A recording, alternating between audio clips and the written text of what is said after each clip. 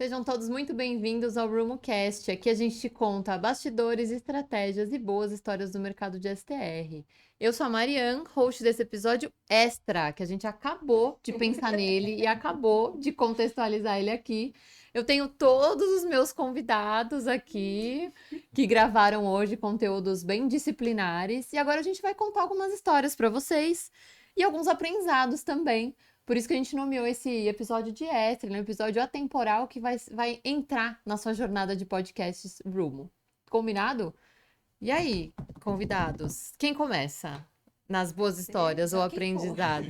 Acho que pode sair qualquer coisa aqui, porque a gente não ensaiou e quem tem que começar é a Ana, que deu a ideia desse podcast. Mas tu já eu. E falou pra caramba já no começo, então Tá treinada. Tô falando demais. familiarizada aqui já. Então, bora, Ana, conta uma história Bora. pra gente. Eu vou contar, eu tenho cases operacionais, mas eu vou contar uma de vendas. Por quê? Porque isso me deixou num estado chateado, mas serviu como aprendizagem depois. Ainda não estava aqui, estava num modelo de STR que não era muito famoso no mercado, ninguém conhecia, e era uma mega dificuldade de você entrar num cliente corporativo. Consegui entrar na época numa conta grande, fiz todo o mapeamento, um mega trabalho de entender por onde comprava, como é que vinha, falei com a gestora de viagens, fiz tarifa acordo, fiz cupom de desconto, beleza, fechou, e vi que pingava ali uma produção, mas não era tão grande. Aí fui na agência, à época a empresa até quis pagar para que a gente tivesse visitas a mais, fiz todo um trabalho de prospecção, de cuidar dos agentes de viagem, vinha, mas ainda assim era aquela coisa.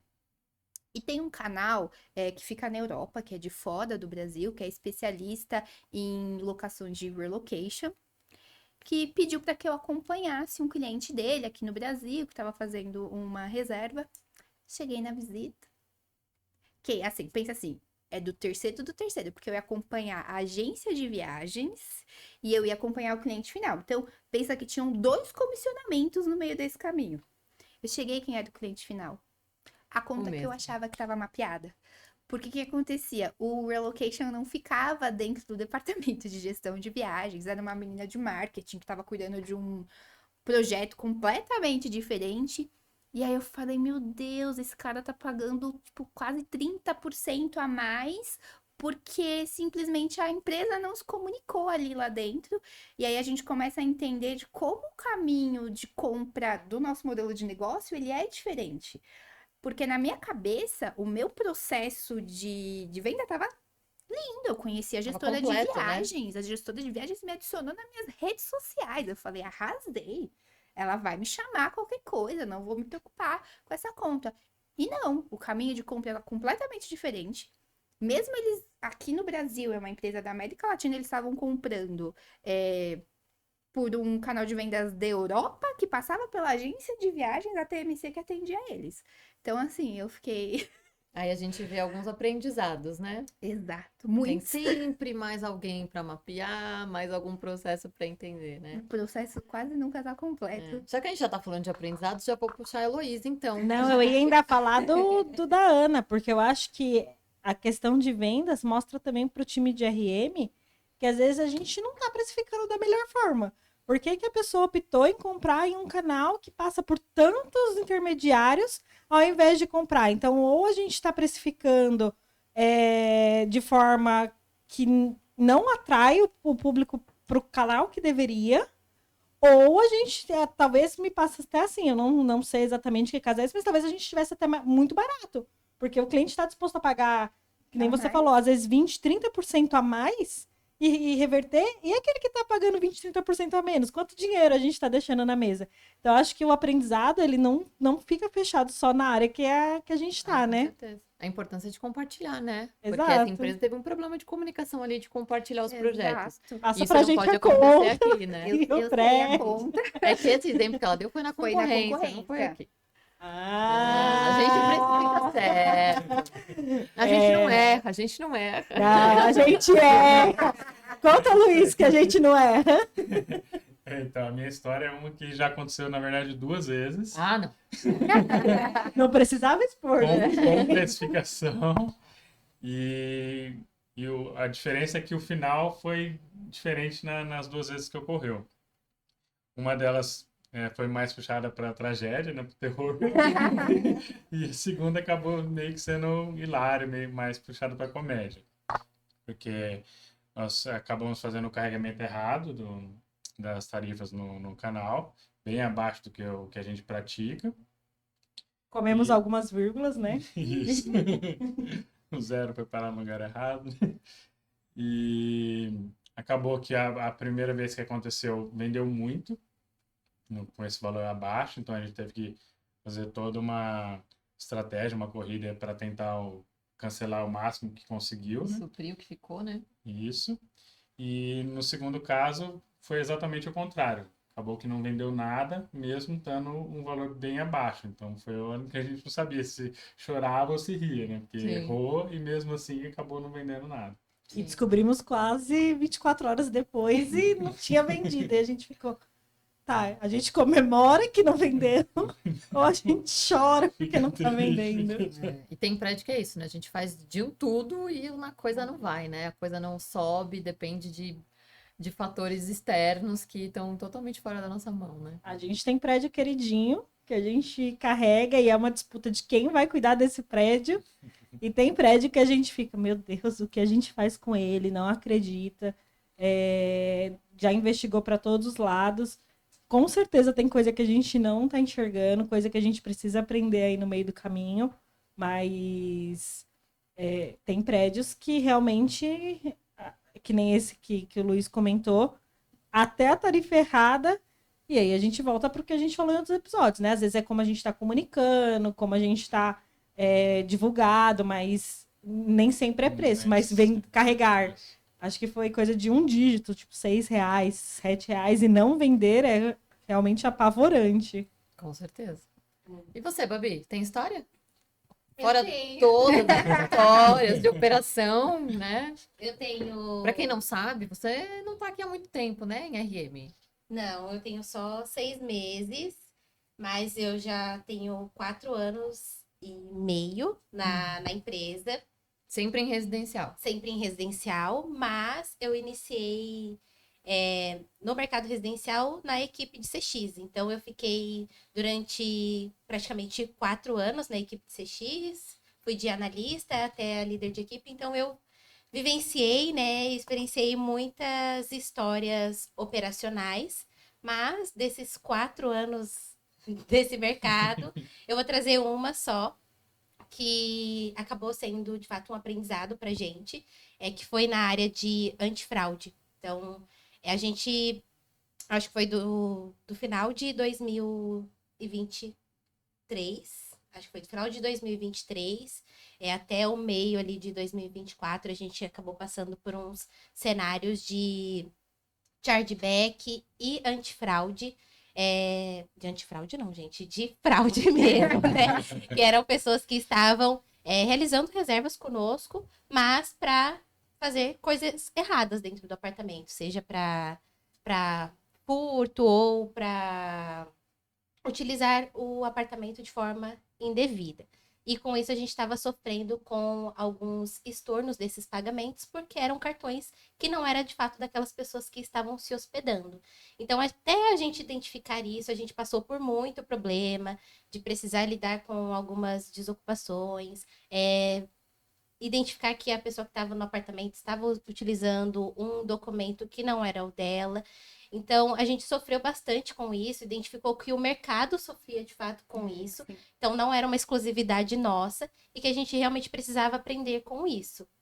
E a gente precisou estudar muito, precisou errar muito até a gente conseguir chegar no processo que a gente está hoje, que é um modelo de antifraude automático, onde ele faz validação da identidade da pessoa com a foto que ela tá mandando, para validar se realmente aquela pessoa é de fato quem ela tá falando que é. Mas até a gente chegar nisso, a gente passou por muitos processos manuais, fazendo um cara crachá, como a Ana falou em alguns episódios para trás. Realmente olhando se realmente aquela pessoa, o Joãozinho que tá mandando a foto daquele documento é realmente o Joãozinho da foto da facial. E era um processo muito moroso para o time de CX. Então, no momento do atendimento, ter que pedir esses documentos, validar isso sem ter nenhuma base por trás, realmente era muito complicado. E a gente até percebeu e vivenciou isso, que até nessas checagens manuais a gente acabava deixando passar, porque não tinha ali uma base de fato de informações necessárias para que a gente conseguisse barrar aquilo.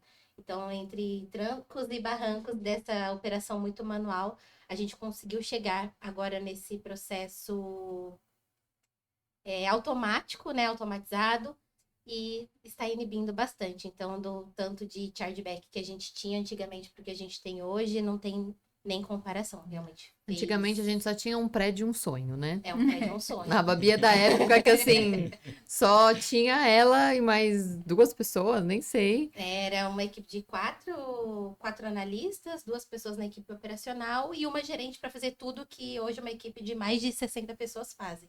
Então, realmente, eu vi crescer do zero e a gente passar por muitas coisas. Eu acho que a gente ainda passa, né? Eu acho que Passa. todo mundo que vem para residencial, acho que essa transição, né, da hotelaria para residencial, ela traz muitos aprendizados, uma mudança de mindset absurda. Eu acho que a gente cresce muito e muito rápido, porque a gente tem que ser muito resiliente, eu acho, de ver um desafio e a gente encontra vários no meio do caminho. Em vários aspectos diferentes, a gente tem que sempre estar o tempo todo contornando, né? Contornando a objeção, contornando os problemas. Então, realmente, acho que é uma área que a gente merece um troféu resiliência, assim, que acho que faz toda a diferença, né? E você falou resiliência, eu vou trazer aqui a minha dor. Porque, gente, até hoje, pra mim, é uma coisa. Quando a gente vai analisar, a gente sempre vai entender o perfil mais ou menos do cliente por quando ele fica, a média de estadia, e principalmente nas unidades nossas, que são com perfil mais corporativo, a gente tem uma boa demanda de segunda a sexta. Eu olho aquele cliente e falo assim, você é B2B. Você está me comprando, você é B2B. Eu fico, mas quem é você? É. Me conta, por favor, porque a gente tá nos portais de distribuição, nos canais de venda. A gente sabe, por exemplo, o Tais.com, que vem via Expedia, é muito corporativo. Sim. E a gente vê o share do canal crescendo e eu fico, eu quero que você me compre direto. E a gente faz ação, e a gente vê que tem prédios que tem esse perfil muito mais corporativo, a gente vê as pessoas a trabalho. E é um trabalho de CSI no nosso segmento. A gente vê isso até na sazonalidade, né? Quando entra sazonalidade de baixa de corporativa, esses prédios baixam. Mas, gente, o prédio é 90% UTA. Quem é esse cliente, Quem é né? você? Socorro, com certeza. E não tirando o mérito do cliente corporativo, longe disso, mas a gente tem feito um trabalho muito grandioso de trabalhar canal por canal, entender o que canal vende. Então, a Expedia que você comentou, óbvio que tem um cliente corporativo que não comprava e começou a comprar.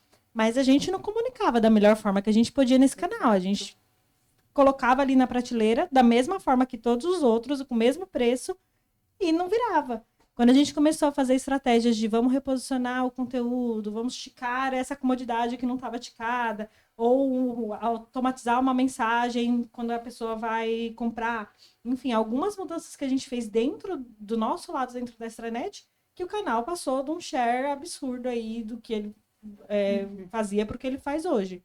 Então, eu acho que não é para tirar esse mérito, mas para complementar que existe também outros aprendizados aí que a gente tirou no meio do caminho. E a gente começou a trabalhar com todo esse ano, né? De forma ativa, né? Agora que toda a equipe de RM está dedicada, né, ao residencial, e que a gente começou a trabalhar de forma ativa. Antigamente era mais reativo, quando tinha algum problema, né? Eu acho que, até complementando um pouco da fala da Babi, quando ela chegou, eu já existia na Atlântica. Mas eu não olhava para residencial. Mesmo, de certa forma, residencial ficava ali andando em paralelo com a minha carteira, mas não estava no meu dia a dia. Não era algo que eu tinha esse olhar atento. E aí, sei lá, 15 anos de hotelaria, esse ano eu caí no residencial, dei esse passo e fui descobrindo as coisas assim no dia a dia. Então, muita coisa, embora eu já estivesse ali com isso em paralelo, que eu fui totalmente pega de surpresa. Então, Forkish, quando eu era analista no início de RM lá com os hotéis, eu tinha uma apuracidade de forecast muito alta. E na coordenação de hotéis, eu zelava muito por isso, eu conseguia instruir meu analista para onde ele ir. Quando eu cheguei em residencial, o primeiro forecast que a gente fez, eu não sabia para que lado olhar. E eu fui orientando o time sem saber o que eu estava fazendo. Por quê? Porque é que nem a Babi falou, eu não considerava o volume de chargeback. Eu não considerava o volume que uma limpeza atrasar ocasionava. A gente estava olhando muito para a receita total e não para a receita por quarto, igual o direcionamento em residencial. Então, no hotel, se você tem um problema, sei lá, de uma camareira ficar doente, atrasar, você vai suprir com outro quarto. No residencial eu nem sempre tenho, porque às vezes eu não tenho a quantidade de quartos disponíveis e mesmo que eu tenha, o meu problema é aquele quarto, a rentabilidade que eu preciso dar naquela UH específica. Então, a gente foi muito pego de surpresa, para os dois lados, né? Teve casos em que a gente recebeu um produto e não sabia o que colocar ali e falou, vamos aqui de 500 nights no mês. Quando a gente viu, tinha produzido 1.500. E a gente ficou, gente, esse prédio é um absurdo de vendas. E também teve caso que a gente orçou 1.000 nights e quando a gente viu, não produziu nem as 500, porque é um prédio que tinha muito cancelamento, muito estorno, muito problema operacional. Então, são coisas que a gente, como hoteleiro, não considera e que eu tive que aprender a olhar agora, e depois de 6 meses nesse direcionado só com a STR, que a gente está conseguindo entregar um forecast que realmente faz sentido com o que a gente vai fechar. E ainda assim, existem muitas oscilações que a gente está aí trabalhando para conseguir fechar essas pontas, entender realmente o que tem que olhar. Acho que sempre tem uma variável a mais, né? Acho que quando a gente faz tanto forecast como os próprios orçamentos, né? A gente fala, bom, agora a gente pensou em todas as variáveis. Não, a gente não esqueceu de nada. Aí, janeiro, Encontramos a forma. encontramos uma variável nova. Então, é um desafio, né? Que volta de novo na resiliência, né? De como a gente também lida com essa frustração, né? Porque a gente quer dar resultado no final do dia, né? A gente quer entregar o que a gente prometeu, né? Ou disse que ia entregar. Então, com certeza, as variáveis nesse mercado, elas são bem, bem diferentes. Coisas que a gente nem sabe que existe, porque que nem quando a gente descobriu, num momento também de reunião ali semanal, que a gente, mas não faz sentido nenhum isso que a gente está falando, porque vendeu um nights e o número não tá vindo, o que tá acontecendo? Aí a gente foi se dar conta, depois de meses, que o split que a gente fazia para separar a taxa de limpeza é inteira e a comissão cobrava em cima da taxa também. Então a gente estava descontando Na diária, né? na nossa diária, a comissão não só da diária, como a comissão da taxa. Então era ali um impacto que a gente não estava prevendo. E a gente vai descobrindo. E o legal que a gente vê desse perfil, e aí foi uma frase que uma vez me falaram que faz muito sentido. A gente fala que é um modelo de negócio muito tecnológico, isso e aquilo. E quando a gente pensa em tecnologia, o nosso olhar, ele vai voltar muito com a experiência do usuário. Então, às vezes, ainda mais pra gente que veio de um mercado hoteleiro que tá consolidado há muitos anos, a gente não precisa muito pensar o que o usuário vai esperar da gente. Porque tá ali, já tá no DNA de cada um o que é um hotel e o que ele faz.